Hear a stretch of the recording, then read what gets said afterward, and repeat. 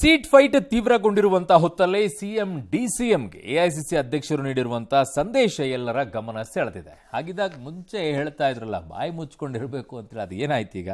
ಸಿದ್ದರಾಮಯ್ಯನವರು ಒಳ್ಳೆ ಬಜೆಟ್ ಕೊಟ್ಟಿದ್ದಾರೆ, ಡಿಕೆಶಿ ಕೂಡ ಪಕ್ಷ ಸಂಘಟನೆ ಅಂತ ಒಳ್ಳೆ ಕೆಲಸ ಮಾಡಿದ್ದಾರೆ. ಹೀಗಾಗಿ ಇಬ್ರೂ ಕೂಡ ಒಟ್ಟಾಗಿ ಹೋಗಬೇಕು, ಅಭಿವೃದ್ಧಿ ವಿಚಾರ ಬಿಟ್ಟು ಬೇರೆ ಮಾತನಾಡಬಾರದು, ನೀವು ಪರಸ್ಪರ ವಿರುದ್ಧ ಹೋದರೆ ಕಷ್ಟ ಆಗುತ್ತೆ ಅಂತ ಕೈ ಸನ್ನೆ ಮಾಡುವ ಮೂಲಕ ಮಲ್ಲಿಕಾರ್ಜುನ್ ಖರ್ಗೆ ಅವರು ಕಿವಿ ಮಾತನ್ನ ಹೇಳಿದರು. ಖರ್ಗೆ ಮಾತನ್ನ ಕೇಳಿ ಕಲಬುರಗಿಯ ಕಲ್ಯಾಣ ಪಥ ವೇದಿಕೆಯಲ್ಲೇ ಇದ್ದ ಡಿಸಿಎಂ ಡಿಕೆ ಶಿವಕುಮಾರ್ ಸ್ಮೈಲ್ ಕೊಟ್ಟರು. ಖರ್ಗೆ ಹೇಳಿಕೆಯ ಬಗ್ಗೆ ನಾನಾ ವಿಶ್ಲೇಷಣೆ ಕೇಳಿಬಂದಿದೆ. ಇದರ ನಡುವೆ ಸಿದ್ದರಾಮಯ್ಯನವರೇ ಪೂರ್ಣಾವಧಿ ಸಿಎಂ ಅನ್ನುವಂಥ ಕೂಗು ಮತ್ತೆ ಮತ್ತೆ ಕೇಳಿ ಬರ್ತಾ ಇದೆ.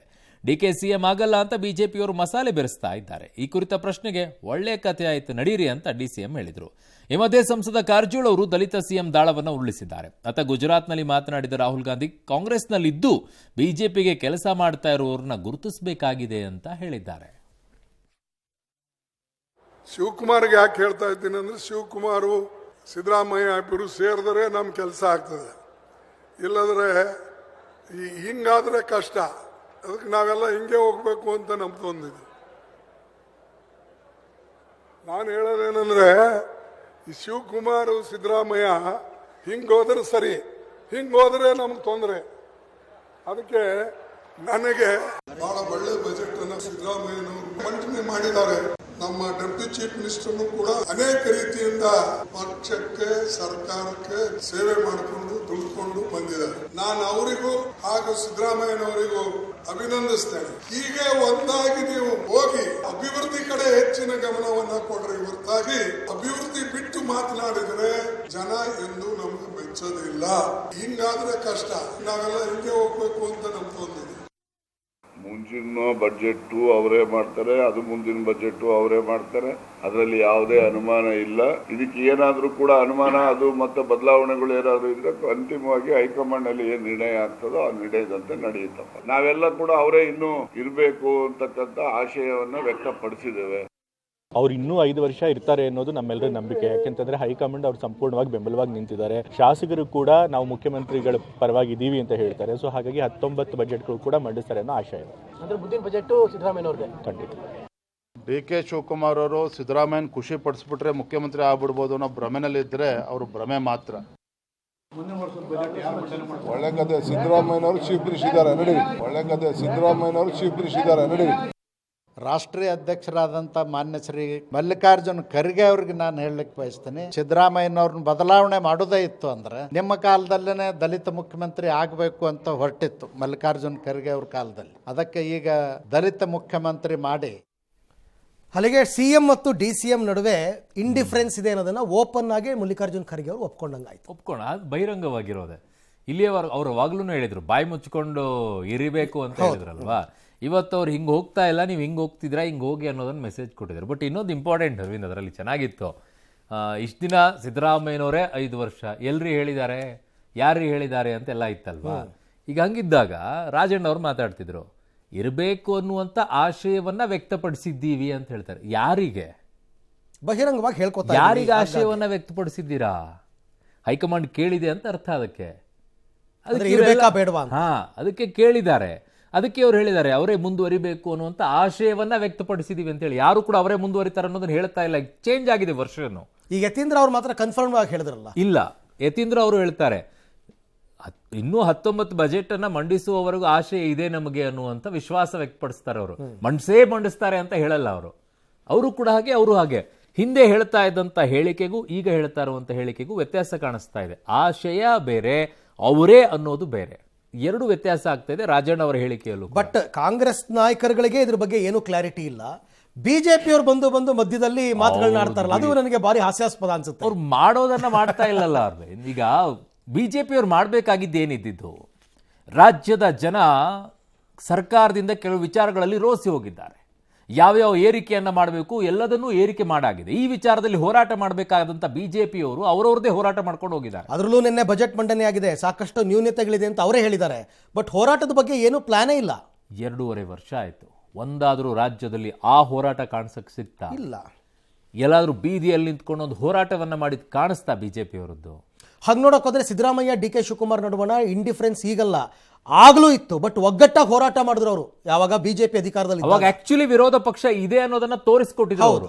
ಆಡಳಿತ ಪಕ್ಷ ಇದೆ ಅನ್ನೋದನ್ನ ಬಿಜೆಪಿಗೆ ತೋರಿಸ್ಕೊಡಕ್ ಆಗ್ಲಿಲ್ಲ. ಯಾಕೆ ಅಂತಂದ್ರೆ ಅವ್ರಿಗೆ ಏನು ಅದ್ರ ಮಾಡಕ್ ಆಗಿಲ್ಲ.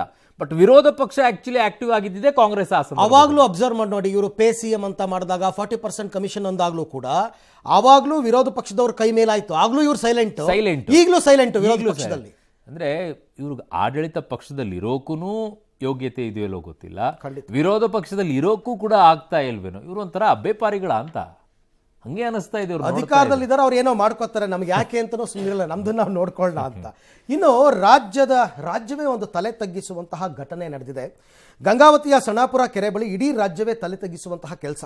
ವಿದೇಶಿ ಪ್ರವಾಸಿಗರ ಬಳಿ 100 ರೂಪಾಯಿಗೆ ಡಿಮ್ಯಾಂಡ್ ಇಟ್ಟ ದುಷ್ಕರ್ಮಿಗಳು ಅವ್ರು ಕೊಡಲ್ಲ ಅಂದಿದ್ದಕ್ಕೆ ದಾಳಿ ನಡೆಸಿದ್ದಾರೆ. ಇಸ್ರೇಲಿ ಮಹಿಳೆ ಮತ್ತು ರೆಸಾರ್ಟ್ ಮಾಲಕಿ ಮೇಲೆ ಸಾಮೂಹಿಕ ಅತ್ಯಾಚಾರ ಎಸಗಿದ್ದಾರೆ. ಇದಕ್ಕೂ ಮುನ್ನ ಮಹಿಳೆಯರ ಜೊತೆಗಿದ್ದ ಒಡಿಶಾ ಮೂಲದ ವ್ಯಕ್ತಿ ಸೇರಿದಂತೆ 3 ಪುರುಷರನ್ನ ಇವರು ತುಂಗಭದ್ರಾ ಎಡದಂಡ ಕಾಲುವೆ ಇದೆ ಅಲ್ಲಿ ತಳ್ಳಿದ್ರು. ಈ ಪೈಕಿ 2 ಈಜಿ ದಡ ಸೇರಿದ್ದು, 1 ಮೃತಪಟ್ಟಿದ್ದಾರೆ. ಇಂದು ಒಡಿಶಾ ಮೂಲದ ವ್ಯಕ್ತಿ ಬಿಬಾಸನ್ ಅವರು ಶವವಾಗಿ ಪತ್ತೆಯಾಗಿದ್ದಾರೆ. ಸಂತ್ರಸ್ತರು ನುಡಿದ ದೂರನ್ನು ಆಧರಿಸಿ ತನಿಖೆ ನಡೆಸಿದ ಪೊಲೀಸರು ಮಲ್ಲೇಶ್ ಮತ್ತು ಚೇತನ್ ಸಾಯಿ ಹೆಸರಿನ ದುಷ್ಕರ್ಮಿಗಳನ್ನು ಬಂಧಿಸಿದ್ದಾರೆ. ಇನ್ನೊಬ್ಬನಿಗೋಸ್ಕರ ಬಲೆ ಬೀಸಿದ್ದಾರೆ. ರಾಜ್ಯದಲ್ಲಿ ಕಾನೂನು ಸುವ್ಯವಸ್ಥೆ ಸಂಪೂರ್ಣ ಹದಗೆಟ್ಟಿದೆ ಅಂತ ಮಾಜಿ ಮಂತ್ರಿ ಶ್ರೀರಾಮುಲು ಅವರು ಟೀಕಿಸಿದ್ದಾರೆ. ಇದರ ಬಗ್ಗೆ ತನಿಖೆ ನಡೀತಾ ಇದೆ ಅಂತ DCM ಹೇಳಿದ್ದಾರೆ. ಇದೊಂದು ಹೇಯ ಕೃತ್ಯ, ಇದು ಮರುಕಳಿಸದಂತೆ ಎಚ್ಚರ ವಹಿಸಲಾಗುವುದು ಅಂತ CM ಟ್ವೀಟ್ ಮಾಡಿದ್ದಾರೆ. ಪ್ರವಾಸಿಗರ ರಕ್ಷಣೆಗೆ ಬದ್ಧ ಅಂದಿದ್ದಾರೆ. ಆದರೂ ನಡೆಯಬಾರದ ಘಟನೆ, ದೇಶ ವಿದೇಶಗಳಲ್ಲಿ ನಮ್ಮ ರಾಜ್ಯಕ್ಕೆ ಅವಮಾನ ಆಗೋ ರೀತಿಯಲ್ಲಿ ಘಟನೆಗಳು ನಡೆದಿದೆ. ಕೆನಾಲ್ ಹತ್ರ 3 ಜನ ಒಂದು ಬೈಕಲ್ಲಿ ಮಿಸ್ಕ್ರಿಯೆಂಟ್ಸ್ ಬಂದು ದುಡ್ಡಿನ ಸಲುವಾಗಿ ಗಲಾಟೆ ಮಾಡಿಕೊಂಡು ಹಲ್ಲೆ ಮಾಡಿ 2 ಹೆಣ್ಮಕ್ಳಿಗೆ ಫಿಸಿಕಲಿ ಹಾಗೂ ಸೆಕ್ಸುವಲಿ ಅಬ್ಯೂಸ್ ಮಾಡಿ ತೊಂದರೆ ಕೊಟ್ಟು ಅವರು ಅಲ್ಲಿಂದ ಪರಾರಿ ಆಗಿರ್ತಾರೆ. ಕೊಟ್ಟಂತಹ ದೂರಿನ ಮೇರೆಗೆ ಗಂಗಾವತಿ ಗ್ರಾಮೀಣ ಠಾಣೆಯಲ್ಲಿ ಒಂದು ಅಟೆಂಪ್ಟ್ ಟು ಮರ್ಡರ್, ರಾಬರಿ ಹಾಗೂ ರೇಪ್ ಕೇಸ್ ಒಂದು ಕ್ರೈಮ್ ದಾಖಲಾಗಿದ್ದು, ಇಡೀ ರಾಜ್ಯದಲ್ಲಿ ಸಂಪೂರ್ಣವಾಗಿ ಕಾನೂನು ಸುವ್ಯವಸ್ಥೆ ಕೊಲ್ಯಾಪ್ಸ್ ಆಗಿಬಿಟ್ಟಿದೆ. ಎಷ್ಟು ಮಹಿಳೆಯರ ಮಂದಿ ಯಾವ ರೀತಿಯಲ್ಲಿ ತೊಂದರೆ ಆಗ್ತಾ ಇದೆ. ವಿದೇಶಿಕರು ನಮ್ಮ ಕರ್ನಾಟಕಕ್ಕೆ ಬಂದ ರಕ್ಷಣೆ ಇಲ್ಲ, ಕೊಪ್ಪಳಕ್ಕೆ ಬಂದ ರಕ್ಷಣೆ ಇಲ್ಲ, ನಂತರ ಹಂಪಿಗೆ ಬಂದ ರಕ್ಷಣೆ ಇಲ್ಲ. ಐತಿಹಾಸಿಕ ಸ್ಥಳಗಳಿಂದ ಅಲ್ಲೆಲ್ಲ ವಿದೇಶಿಗರು ಬಂದಂತ ಟೈಮ್ಲಿ ಯಾವುದೇ ರೀತಿಯಲ್ಲಿ ರಕ್ಷಣೆ ಇಲ್ಲದಕ್ಕೋಸ್ಕರವಾಗಿ ಅವರು ಅಡ್ಮಿನಿಸ್ಟ್ರೇಷನ್ ಟೋಟಲಿ ಕೊಲ್ಯಾಪ್ಸ್ ಮಾಡ್ಕೊಂಡಿದೆ. ಇನ್ವೆಸ್ಟಿಗೇಷನ್ ನಡೀತಾ ಇದೆ, ಅದೇನು ಹೆಚ್ಚು ಕಮ್ಮಿ ಆಗಿದೆ ನೋಡೋಣ. ಅದು ಯಾಕೆ ನಾನು ಈಗ ಅದ್ರ ಬಗ್ಗೆ ಕಂಪ್ಲೀಟ್ ವರದಿ ನನಗೆ ತಿಳ್ಕೊಂಡಿದ್ದೀನಿ ಅಷ್ಟೇ. ರಾತ್ರಿ ಆ್ಯಕ್ಚುಲಿ ಈ ಅಂಜನಾದ್ರಿ ಬೆಟ್ಟ, ಹಂಪಿ ಈ ಭಾಗಕ್ಕೆ ವಿದೇಶಿಗರು ಸಿಕ್ಕಾಪಟ್ಟೆ ಬರ್ತಾರೆ, ವಿಪರೀತ ಬರ್ತಾರೆ. ಅಂಥ ಕಡೆನೂ ರಕ್ಷಣೆ ಇಲ್ಲ ಅನ್ನೋದೇ ಆದರೆ ನಮ್ಮ ರಾಜ್ಯದ ಮರ್ಯಾದೆ ಹೋದಂಗೆ ಆಗುತ್ತೆ ಇದೆಲ್ಲ. ಕರೆಕ್ಟ್ ಅರವಿಂದ್, ಇಲ್ಲ ಅಂತ ಹೇಳೋದಿಲ್ಲ, ಮರ್ಯಾದೆ ಡೆಫಿನೆಟ್ ಆಗಿ ಹೋಗುತ್ತೆ. ಆಮೇಲೆ ಒಂದು ಸರ್ಕಾರಗಳು ಒಂದು ಪ್ರವಾಸೋದ್ಯಮಕ್ಕೆ ಆದ್ಯತೆಯನ್ನು ಕೂಡ ಕೊಡಲ್ಲ. ಯಾವ ಈ ಬಜೆಟ್ ಅಲ್ಲಿ ನೋಡ್ಕೊಳ್ಳಿ, ಹಿಂದೆ ಯಾವ ಸರ್ಕಾರಗಳು ಕೂಡ ಅದೊಂದು ಒಳ್ಳೆ ರೆವಿನ್ಯೂ ಸೋರ್ಸ್ ಅನ್ನುವಂಥ ಯೋಚನೆ ಮಾಡುವಂಥ ತಲೆನೂ ಇಲ್ಲ, ಏನೂ ಇಲ್ಲ. ಬರೀ ತೆರಿಗೆ ಹಾಕೊಂಡ್ಬಿಟ್ಟು ಅದ್ರ ಮೇಲೆ ಹಾಕೊಳ್ಳಿ ಜನ ಸಾಯ್ತಾ ಇರ್ತಾರೆ. ನಮ್ಮ ರಾಜ್ಯಕ್ಕೆ ಪ್ರವಾಸಿಗರು ವಿದೇಶದಿಂದ ಬರುವಂಥವ್ರು ಮೊದಲೇ ವಿರಳ.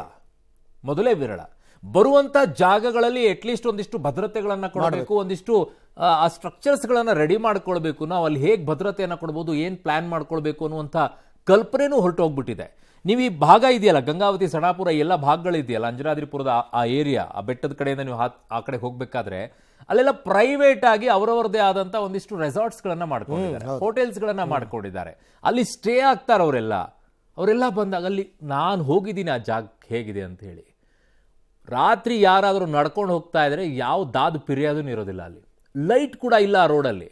ಎಲ್ಲೋ ಒಂದು ಅರ್ಧ ಕಿಲೋಮೀಟರ್ಗೆ ಒಂದೊಂದು ಲೈಟ್ಗಳನ್ನು ಹಾಕಿಟ್ಟಿದ್ದಾರೆ. ಇನ್ನು ಇಂತಹ ಜಾಗಗಳಲ್ಲಿ ನೀವು ಭದ್ರತೆ, ಈ ರಕ್ಷಣೆ ವಿಚಾರದಲ್ಲಿ ಮಾತನಾಡೋದಾದ್ರೆ ಅಪಹಾಸ್ಯ ಅಂತ ಅನಿಸುತ್ತೆ. ಅದಕ್ಕೊಂದು ಇಲಾಖೆ, ಅದಕ್ಕೊಬ್ರು ಮಂತ್ರಿ ಬರೋದೇ ಕಡಿಮೆ ರೀ ನಮ್ಮ ರಾಜ್ಯಕ್ಕೆ. ವಿಫಲವಾದಂಥ ಅವಕಾಶಗಳಿದೆ ನಮ್ಮ ಹತ್ರ ವಿದೇಶಿ ಪ್ರವಾಸಿಗರನ್ನ ಸೆಳೆಯೋಕೆ. ಆದರೆ ನೀವು ಸೆಳೆಯಲ್ಲ. ಅಟ್ಲೀಸ್ಟ್ ಬರೋರಾದ್ರೂ ರಕ್ಷಣೆ ಕೊಡುವಂಥ ಯೋಗ್ಯತೆ ಆದರೂ ಇದೆಯಾ?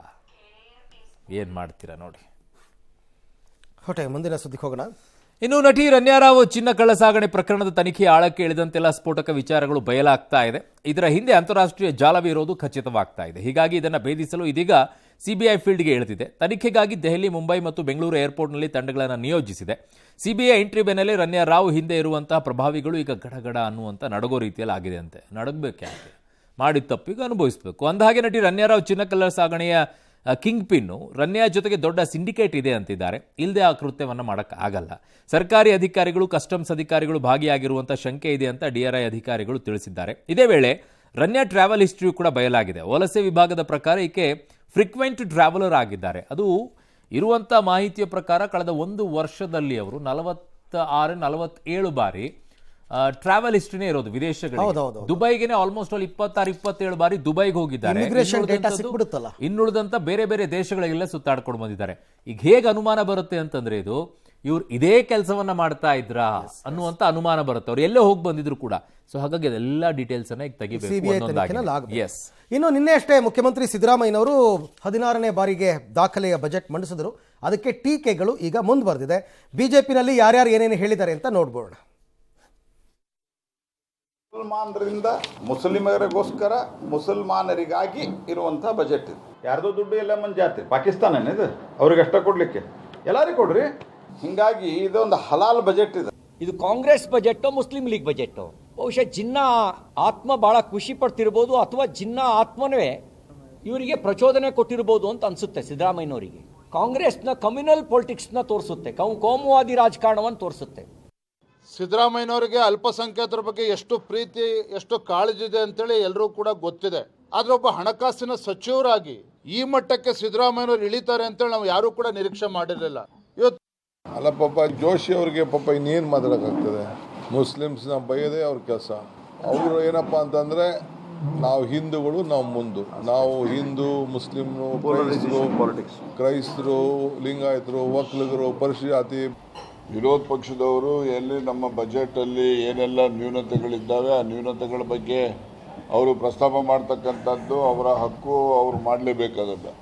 ಆದರೆ ಅವರು ಈ ರೀತಿ ಸಾಬರ್ ಬಜೆಟು ಆ ಬಜೆಟು ಈ ಥರ ಒಂದು ಕೆಳಮಟ್ಟದ ಟೀಕೆಯನ್ನು ನಾನು ಅವರಿಂದ ನಿರೀಕ್ಷೆ ಮಾಡಿಲ್ಲ. ಅಲ್ಲ, ಈ ಬಿಜೆಪಿಯವರು ಅವ್ರ ವರ್ಷನೇ ಅಷ್ಟು ಯಾವಾಗಲೂ ಏನೋ ಅವ್ರಿಗೊಂದು ಮುಸಲ್ಮಾನರಿಗೆ ಒಂದು 2-3 ಘೋಷಣೆಗಳನ್ನ ಕೊಟ್ಟ ತಕ್ಷಣ ಇದು ಹಲಾಲ್ ಬಜೆಟ್ ಅಂತೆಲ್ಲ ನೆನ್ನೆ ಎಲ್ಲ ಹೇಳಿದ್ದಾರೆ. ಬಟ್ ನಾನು ಹೇಳಿದರು ಅರುಣ್, ಅವರೊಂದು ಪ್ರಶ್ನೆ ಮಾಡಿದ್ರು ನಿನ್ನೆ ಜಮೀರ್ ಅಹಮದ್ ಅವರು. ನಾವು ರಾಜ್ಯದಲ್ಲಿ 14% ಪಾಪ್ಯುಲೇಷನ್ ಇದ್ದೀವಿ, ನೀವು 4 ಲಕ್ಷ ಕೋಟಿ ಬಜೆಟ್ ಮಂಡನೆ ಮಾಡಿದ್ರಲ್ಲ, 14% ಭಾಗ ಕೊಡಿ ನಮಗೆ ಅಂತ ಕೇಳಿದಾರೆ ಅವರು. ಅಂದ್ರೆ 14% ಆಗಷ್ಟು ದುಡ್ಡು ಕೊಡಿ ಅಂತ ಲೆಕ್ಕ. ಅವ್ರು 60,000 ಕೋಟಿ ಬರಬೇಕು ಅಂತ ನಮಗೆ 4,500 ಕೊಟ್ಟಿದ್ದಾರೆ. ಆಯ್ತು ಒಂದು ಸರ್ಕಾರ ಈಗ ಬಿಡುಗಡೆ ಮಾಡಿಬಿಡ್ಲಿ. BPL ಕಾರ್ಡಲ್ಲಿ ಆ ಲೆಕ್ಕದ ಪ್ರಕಾರ BPL ಕಾರ್ಡಲ್ಲಿ ಎಷ್ಟು ಮುಸ್ಲಿಂ ಕುಟುಂಬಗಳಿದೆ, ಅದಕ್ಕೆ ಎಷ್ಟು ಹೋಗ್ತಾ ಇದೆ, ಗೃಹ ಜ್ಯೋತಿಯಲ್ಲಿ ಎಷ್ಟು ಹೋಗ್ತಾ ಇದೆ, ಗೃಹಲಕ್ಷ್ಮಿಯಲ್ಲಿ ಎಷ್ಟು ಹೋಗ್ತಾ ಇದೆ, ಅಲ್ಲಿ ಮುಸ್ಲಿಂ ಕುಟುಂಬಗಳು ಎಷ್ಟು, ಆಮೇಲೆ ಮುಸ್ಲಿಮರಿಗೆ ಇರುವಂತಹ ಅಲ್ಪಸಂಖ್ಯಾತರಲ್ಲಿ ಮುಸ್ಲಿಮರಿಗೆ ಎಷ್ಟು ಪರ್ಸೆಂಟ್ಗಳು ಯಾರ್ಯಾರು ಎಷ್ಟೆಷ್ಟು ಅದರಲ್ಲಿ ತಗೊಳ್ತಾ ಇದ್ದಾರೆ, ಮದ್ರಾಸಾಗಳಿಗೆ ಹೋಗುವಂಥದ್ದು ಎಷ್ಟು, ಈ ಲೆಕ್ಕ ಎಲ್ಲ ಹಾಕ್ಕೊಳ್ಳಿ. 60,000 ಅಲ್ಲ, ಜಾಸ್ತಿನೇ ಆಗುತ್ತೆ. ಜಮೀರ್ ಅಹಮದ್ ಅವರಿಗೆ ಜಾಸ್ತಿನೇ ಆಗುತ್ತೆ. ಕೊಡಿ ನೋಡೋಣ, ಸರ್ಕಾರ ಬಿಡುಗಡೆ ಮಾಡಲಿ, ಬೈಫರ್ಕೇಶನ್ ಮಾಡಿಬಿಡಿ ಯಾವ್ಯಾವ ಸಮುದಾಯಗಳಿಗೆ ಎಷ್ಟೆಷ್ಟು ಕೊಡ್ತೀರಾ ಅಂತೇಳಿ. ಲಿಂಗಾಯತರದೆಷ್ಟು, ಒಕ್ಕಲಿಗರದೆಷ್ಟು, ಮುಸ್ಲಿಮರಿಗೆಷ್ಟು, ಕ್ರಿಶ್ಚಿಯನ್ಸಿಗೆಷ್ಟು, ಜೈನರಿಗೆಷ್ಟು, ಬುದ್ಧರಿಗೆಷ್ಟು, ದಲಿತರಿಗೆಷ್ಟು, ಸಣ್ಣ ಸಣ್ಣ ಕಮ್ಯುನಿಟಿಗಳಿದಾವಲ್ಲ, ಎಲ್ಲ ಕಮ್ಯುನಿಟಿಗಳಿಗೆ ಎಷ್ಟೆಷ್ಟು ಕೊಟ್ಟಿದ್ದಾರೆ ಅಂತೇಳಿ. ಯಾರಿಗೆ ನಿಜವಾಗಿಯೂ ಕೂಡ ದ್ರೋಹ ಆಗ್ತಾ ಇದೆ, ಯಾರಿಗೆ ನಿಜವಾಗಿಯೂ ಕೂಡ ಏನು ಮುಟ್ತಾ ಇಲ್ಲ ಸರ್ಕಾರದ ಅನ್ನೋದು ಗೊತ್ತಾಗಲಿ. ಆಗುತ್ತಾ? ತಾಕತ್ತಿದೆಯಾ ಮಿಸ್ಟರ್ ಜಮೀರ್ ಅಹಮದ್ ಅವರೇ? ಈ ಸರ್ಕಾರಕ್ಕಿದೆಯಾ? ಬಿಡುಗಡೆ ಮಾಡಿ ನೋಡೋಣ. ಅಲ್ಲ, ಅಟ್ಲೀಸ್ಟ್ ಅವ್ರ ಕಮ್ಯುನಿಟಿಗೆ ಸಂಬಂಧಪಟ್ಟಂತೆ ಅವ್ರು ಮಾತಾದರೂ ಆಡಿದ್ರು. ಬೇರೆ ಕಮ್ಯುನಿಟಿ ಮಂತ್ರಿಗಳು ಮಾತು ಆಡಲ್ಲ. ಅವ್ರು ನಮ್ಮ ಕಮ್ಯುನಿಟಿಗೆ ಕೊಡಲಿಲ್ಲ ಅಂತಲೂ ಅನ್ನಲ್ಲ, ಅವರಾದರೂ ಫೈಟ್ ಆದರೂ ಮಾಡ್ತಾರೆ. ಆ ರೀತಿ ಇದೆ ಪರಿಸ್ಥಿತಿ ರಾಜ್ಯ ಸರ್ಕಾರದಲ್ಲಿ. ನೋಡೋಣ, ಚಾಂಪಿಯನ್ಸ್ ಟ್ರೋಫಿಯ ಫೈನಲ್ಸ್ ನಾಳೆ ನಡೀತಾ ಇದೆ ದುಬೈ ಇಂಟರ್ನ್ಯಾಷನಲ್ ಕ್ರೀಡಾಂಗಣದಲ್ಲಿ. ಟೀಮ್ ಇಂಡಿಯಾ ಮತ್ತು ನ್ಯೂಜಿಲೆಂಡ್ ಈಗ ತಾಲೀಮನ್ನು ನಡೆಸಿವೆ. ಲೀಗ್ ಹಂತದಲ್ಲಿ ಕಿವೀಸ್ ಸೋಲಿಸಿದ್ದ ರೋಹಿತ್ ಸೇನೆ ಮೇಲ್ನೋಟಕ್ಕೆ ಫೇವ್ರೆಟ್ ಅನ್ನೋ ರೀತಿಯಲ್ಲಿ ಕಾಣಿಸ್ತಾ ಇದೆ. ಆದರೆ ಯಾವುದೇ ಕಾರಣಕ್ಕೂ ನ್ಯೂಜಿಲೆಂಡನ್ನು ಕಡೆಗಣಿಸುವ ಸ್ಥಿತಿಯಲ್ಲಂತೂ ಇಲ್ಲ. ಯಾಕೆಂದರೆ ಮೊನ್ನೆ ಅವರು ಸೆಮೀಸ್ನಲ್ಲಿ ಆಡಿದ ರೀತಿ, 365 ಹೊಡೆದಿದ್ದ ರೀತಿ ಎಲ್ಲ ನೋಡಿದಾಗ ಅನಿಸುತ್ತೆ ಈ ತಂಡಗಳು ಚಾಂಪಿಯನ್ಸ್ ಟ್ರೋಫಿ ಫೈನಲ್ನಲ್ಲಿ ಮುಖಾಮುಖಿ ಆಗ್ತಿರೋದು ಇದು 2ನೇ ಬಾರಿ. 2000 ಇಸ್ವಿಯಲ್ಲಿ ನಡೆದ ಚಾಂಪಿಯನ್ಸ್ ಟ್ರೋಫಿ ಫೈನಲ್ನಲ್ಲಿ ಟೀಮ್ ಇಂಡಿಯಾವನ್ನು ಕಿವೀಸ್ ಸೋಲಿಸಿತ್ತು. ಇದೀಗ ಆ ಸೇಡು ತೀರಿಸ್ಕೊಳ್ಳೋದಕ್ಕೆ ರೋಹಿತ್ ಸೇನೆ ಪ್ರಯತ್ನ ಪಡ್ತಾ ಇದೆ. ಇನ್ನು ಅಂಡರ್ವರ್ಲ್ಡ್ ನೆರಳಲ್ಲಿ ಈ ಸಟ್ಟಾ ಬಜಾರ್ ಅಂತಾರಲ್ಲ, ಸಟ್ಟಾ ಬಜಾರ್ನಲ್ಲಿ ಅಂದಾಜು 5,000 ಕೋಟಿ ಬೆಟ್ಟಿಂಗ್ ನಡೀತಾ ಇದೆ ಅಂತೆ. ವಿಶ್ವದ ದೊಡ್ಡ ಬುಕ್ಕಿಗಳೆಲ್ಲ ದುಬೈ ಸೇರಿದ್ದು, ಎಲ್ರಿಗೂ ಇಂಡಿಯಾನೇ ಫೇವರೇಟ್ ಅಂತ ಹೇಳ್ತಾ ಇದ್ದಾರೆ. ಡಿ ಗ್ಯಾಂಗ್ ಕೂಡ ಇದರಲ್ಲಿ ಸಕ್ರಿಯವಾಗಿದೆ ಅಂತ ಹೇಳಲಾಗ್ತಾ ಇದೆ. ದೆಹಲಿಯಲ್ಲಿ 5 ಬುಕ್ಕಿಗಳನ್ನು ಕ್ರೈಮ್ ಬ್ರಾಂಚ್ ಅರೆಸ್ಟ್ ಮಾಡಿದೆ. ಈ ಮಧ್ಯೆ ಟೀಮ್ ಇಂಡಿಯಾ ಗೆಲ್ಲಲಿ ಅಂತ ಅಭಿಮಾನಿಗಳು ಹಾರೈಸ್ತಾ ಇದ್ದಾರೆ. ಭಾರತ ತಂಡ ನಿಶ್ಚಿತವಾಗಿಯೂ ಕೂಡ ಗೆಲ್ತದೆ, ಒಳ್ಳೆ ಫಾರ್ಮ್ನಲ್ಲಿದೆ. ಹೀಗಾಗಿ ನಾನು ಭಾರತ ತಂಡಕ್ಕೆ ನಾನು ಶುಭವನ್ನು ಕೋರ್ತೇನೆ. ಮತ್ತು ಇಂಡಿಯಾ ನ್ಯೂಜಿಲೆಂಡ್ ಮ್ಯಾಚ್ ನಡೀತಾ ಇದೆ.